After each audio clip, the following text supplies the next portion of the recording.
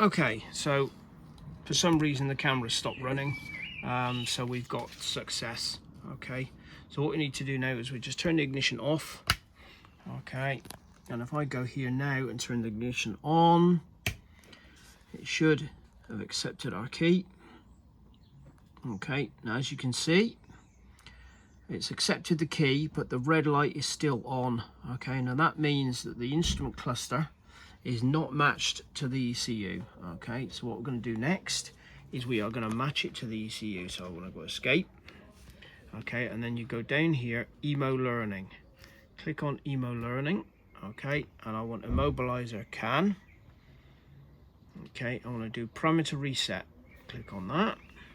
Turn the ignition on, so I'm going to turn it off and turn it on again. Okay, this will have to be the video number 2 on this, because for some reason it only did 26 minutes and then it turned the camera off, which is really clever. But anyway, so we turn the ignition on. Warning, this should only perform procedure if you have replaced either the PCM or the PATs on the vehicle, which is what we have. Do you want to continue? Yes. Establishing vehicle communication. Turn the ignition off, wait for 20 seconds. So 1, 2, 3, 4, 5, 6, 7, 8, 9, 10, 11, 12, 13, 14, 15, 17, 18, 19, 20. Turn the ignition back on again. Click OK. Learning successful. OK. So if we click OK.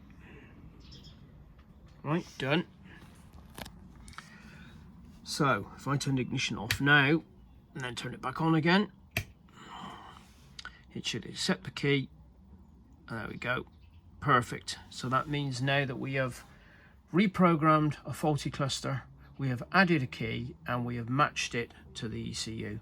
When I plug this back in the vehicle on Monday, this will work sweet as a nut. The car will start straight away. Okay, and that's it. Thank you for watching.